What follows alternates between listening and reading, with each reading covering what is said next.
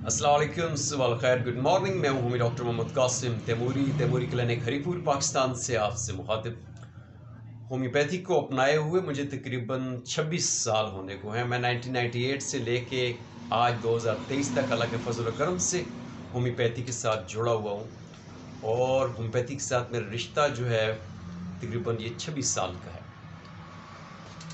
Homeopathy allopathy से कैसे मुमताज़ है, बेहतर है?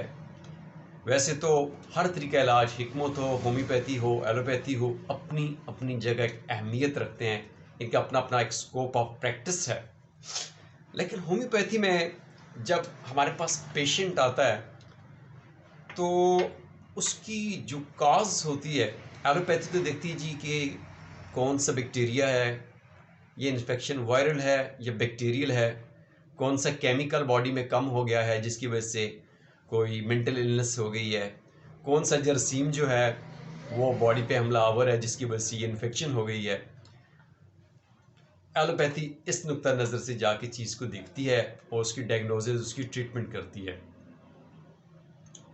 अब होम्योपैथी जो है, हम यहाँ पे जब इसका, जिसे कहते हैं ना, जैसे एलोपैथी कल्चर करती है कि इसका कौन सा जरासीम इसको अटैक कर रहा है, कौन सा बैक्टीरिया यहाँ पे बीमारी में इन्फेक्शन फैला रहा है, ठीक है जी।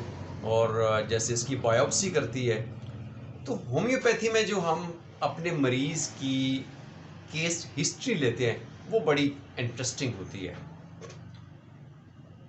होम्योपैथी की मेडिसिन की प्रूविंग जो है उसकी बड़ी ख़ास बात ही ये है कि होम्योपैथी की तमाम अद्वियात जो हैं इंसानों पे आजमाई गई हैं, इनकी प्रूविंग जो है इंसानों पे की गई है।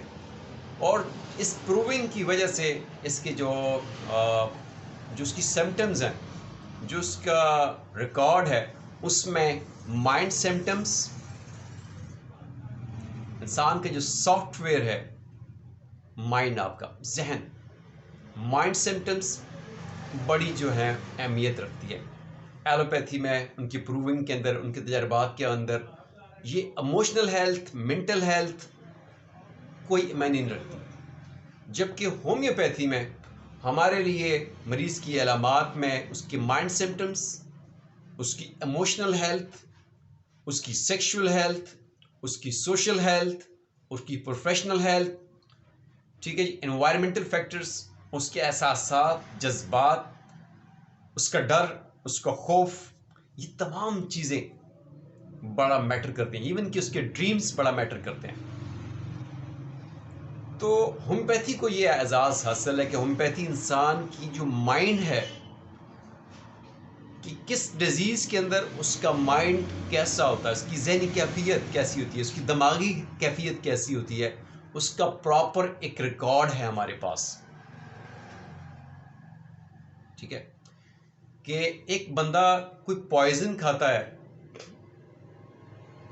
या उसको दी जाती है तो उसके अंदर क्या चीज़ होती है? खौफ होता है, शदीद खौफ होता है। तो हमारे पास जितनी पॉइजन रेमेडीज़ हैं उसके अंदर खौफ बहुत ज़्यादा है, फियर ऑफ डेथ बहुत ज़्यादा है, एंजाइटी बहुत ज़्यादा है, रेस्टलेसनेस बहुत ज़्यादा है, जलन बहुत ज़्यादा है। तो कहने का मतलब यह है कि होम्योपैथी में जब हमारे पास कोई पेशेंट आता है, उसकी बीमारी को हम देखते हैं, चाहे वो वायरल इन्फेक्शन, तो ज़ाहिर बात है उसकी वीक इम्यूनिटी की वजह से वो उसके दायरा असर में आ जाता है।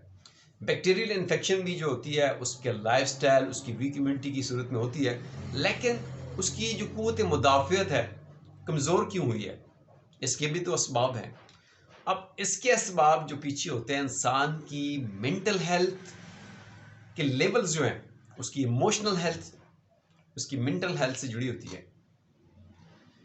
उसमें हम ट्रेस करने की कोशिश करते हैं मरीज़ की अलामात लेके कि मरीज़ की जो कैफियत हैं, उसकी लाइफ में उसके साथ हो क्या रहा है, पहले क्या हुआ है, अभी क्या हो रहा है, किस किस्म की रिलेशनशिप के अंदर है, कौन कौन से रिलेशंस के साथ उसका ताल्लुक है, जंक्शन है, उसकी फैमिली लाइफ कैसी है, उसकी सोशल लाइफ कैसी है, उसकी अर्ली लाइफ कैसी थी, अभी कैसी है, उसकी प्रोफेशनल लाइफ कैसी, उसकी फाइनेंशियल पोजीशन कैसी है। ये तमाम चीज़ें हमारे लिए मर्ज़ के असबाब को तलाश करने में मावन मददगार होती हैं। कोई एलोपैथिक डॉक्टर स्वाय साइकोलॉजिस्ट के इन चीज़ों पे टाइम नहीं देता, फोकस नहीं करता, उन चीज़ों को काज ही तस्वर नहीं करते। लेकिन साइकोलॉजी अभी जो है उसमें बड़ी पेशरफ्त हुई है और इसमें साइकोलॉजिस्ट अपना रोल अदा करते हैं। लेकिन इसमें साइकेट्रिस्ट को देखें तो वो डायरेक्ट जो है बायोकेमिस्ट्री पे काम करते हैं। इसका जो है डोपामीन लेवल कम हो गया जी, इसका सेरोटोनिन लेवल कम हो गया जी, इसका फलां केमिकल कम हो गया जी, तो उसको उसकी कमी को वो पूरा करते हैं। लेकिन उसकी कमी क्यों हुई, डोपामाइन कम क्यों हुई, सेरोटोनिन कम क्यों हुई, टेस्टोस्टेरोन कम क्यों हुआ, उसके भी तो असबाब हैं। अब उसके जो पीछे जो असबाब की तरफ जब जाएंगे आप, तो आपको उसकी इमोशनल हेल्थ को टच करना पड़ेगा, उसकी मेंटल हेल्थ को टच करना पड़ेगा, उसकी जो सोशल लाइफ है, उसकी रिलेशनशिप है, उसका लाइफस्टाइल है, उसको टच करना पड़ेगा। जब आप उसके पास को खंगालेंगे, उसकी हिस्ट्री लेंगे, तो आप उसके काजिंग फैक्टर्स नज़र आएंगे।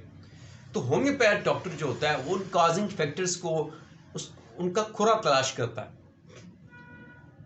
इवन कि एक बंदे की चाहे आंख क्यों नहीं खराब हो गई, आंख उसकी रेड हो गई, आंख में इन्फेक्शन हो गई, फोड़ा निकल आया, कोई कुछ भी डिजीज हो गई, तो समटाइम तो मरीज खुद आके बता देता है, डॉक्टर साहब फलान टाइम पे जब से मेरी बच्ची की डेथ हुई है तब से मैं बीमार हूँ और मेरे एक से एक बीमारी आती जा रही है। बाज़ दफ़ा मरीज खुद बता देता है, डॉक्टर साहब जब से मैं ज़हनी तौर पे परेशान हुआ हूँ तब से मेरे साथ ये मसले हैं, जब से मुझे डाइवोर्स हुआ है तब से ये मेरे साथ मसले हैं, जब से मुझे बिजनेस में लॉस हुआ है तब से मेरे साथ ये मसले हैं। डॉक्टर साहब मैं कुछ अर्सा ज़हनी तौर पे बड़ा मुतासर रहा हूँ, ज़हनी तौर पे बड़ा डिस्टर्ब रहा हूँ, मेरी मंगनी टूट गई थी, शादी टूट गई थी, तब से मैं डिस्टर्ब, तब से मेरे साथ ये मसले हैं। मरीज़ खुद आके बता देता है सम टाइम पे, और सम टाइम को हमें खुद उसके पास में जाके वो चीज़ें तलाश करनी पड़ती है। तो एलोपैथी सिस्टम जो है वो इन चीज़ों को फोकस नहीं करता, उनका फोकस होता है कौन सा बैक्टीरिया है, कल्चर करवा ले, ठीक है जी, बीमारी में कौन सी बीमारी है बायोप्सी करवा ले। लेकिन वो कैंसर, वो ट्यूमर, वो इन्फेक्शन हुई क्यों है, उसके भी तो पीछे असबाब हैं। उसके पीछे असबाब इंसान की ज़हनी सेहत से जुड़े होते हैं, उसकी इमोशनल हेल्थ से जुड़े होते हैं, उसकी पास्ट मेडिकल हिस्ट्री से जुड़े होते हैं, उसकी फैमिली मेडिकल हिस्ट्री से जुड़े होते हैं। और होम्योपैथी में ये ख़ास बात है कि हम उसके असबाब, उसके काजिंग फैक्टर्स जो होते हैं उसके पास में जाके वो तलाश करते हैं, और उसके मुताबिक जब मरीज़ की ट्रीटमेंट की जाती है तो फिर वो ठीक हो जाता है। इसके ऊपर बहुत सारे डॉक्टर्स के केसेस हैं। मुझे एक डॉक्टर सिंकटन का केस याद आ रहा है, वो अपने एक वीडियो में बता दें कि एक औरत उनके पास आई और उसको टांग में फोड़ा निकला है, फोड़ा निकला उनको, तो पेशेंट ने खुद आके बता दिया कि डॉक्टर साहब मुझे बुखार है और ये मुझे फोड़ा निकला है। तो उसने बताया कि पेशेंट ने अपनी हिस्ट्री बताई, कहती जी मेरे बेटे की मंगनी हुई, एक जगह बेटे की मंगनी की, उन लोगों से हमारी कुछ अनबन हो गई, ठीक है जी, उसकी अनबन की वजह से मेरी ज़हनी सेहत, मुझे बड़ा गुस्सा, शदीद सदमा हुआ, गुस्सा भी आया और शदीद सदमा भी हुआ, उन्हें इनकार कर दिया, और उसके बाद मेरी सेहत जो है बड़ी डिस्टर्ब हुई, मैं बड़ी कुड़ना स्टार्ट हो गई, और उसके बाद जो है उस कुड़न की वजह से जो है अभी मेरे साथ ये मसला है कि ये मेरे साथ ये इन्फेक्शन हो गई है, फोड़ा निकला है, ये ठीक नहीं हो रहा। तो डॉक्टर स्टैंटन ने उनकी हिस्ट्री ली, तो उन्होंने उसके लिए मेडिसिन इग्नेशिया तजवीज़ की। अब फोड़ा किधर और इग्नेशिया किधर, ठीक है। तो जब आप मर्ज की काज पे मेडिसिन देते हैं, वो पैथोलॉजी कैसी क्यों ना हो, वो पथरी क्यों ना हो, वो ट्यूमर क्यों ना हो, वो कैंसर क्यों ना हो, वो किसी किस्म की इन्फेक्शन क्यों ना हो, उसकी अगर काज पीछे इमोशनल हेल्थ में कोई सदमा है, कोई पछतावा है, कोई बेइज्जती है, इंसल्ट है, कोई गम है, ठीक है, कोई सप्रेशन है, तो उसको हम देखते हुए जब उसकी ट्रीटमेंट करेंगे, ट्रीटमेंट हम उस काज की करेंगे, उसको काज को लेके करेंगे, वो जो उसकी तकलीफ हाल में आए वो ठीक हो जाएगी। तो होम्योपैथी में मुझे जो चीज़ खास लगती है, ये इसकी बड़ी ख़ास चीज़ है जो कि होम्योपैथी को दूसरी तरीके इलाज से मुमताज़ करती है। होम्योपैथी की में जो इसके बेसिक प्रिंसिपल हैं, single dose, single remedy, individualised treatment, ठीक है, minimum dose, single dose, minimum dose, similar remedy, individualised treatment, ये इसके बेसिक प्रिंसिपल्स हैं। इसको लेके चले, अच्छी केस टेकिंग करते हैं जब, फिर आपके मामलात जो होते हैं, जो पेशेंट्स की जो बीमारियां होती है वो सॉल्व होना शुरू हो जाती है।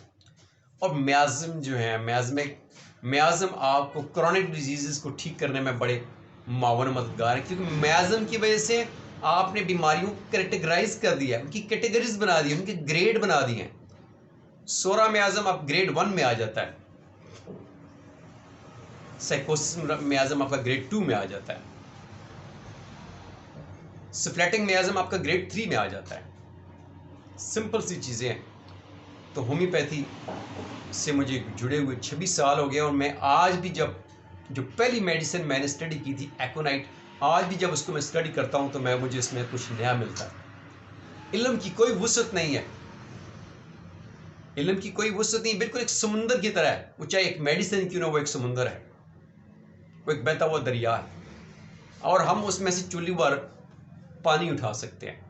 तो हम रोज़ मेडिसिन को स्टडी करते हैं, उनको रिपराइज करते हैं, उनकी मेमोराइज करते हैं। तो ये बिल्कुल एक गवई की तरह गाने वाला जैसे बंदा अपनी रियाज करता है।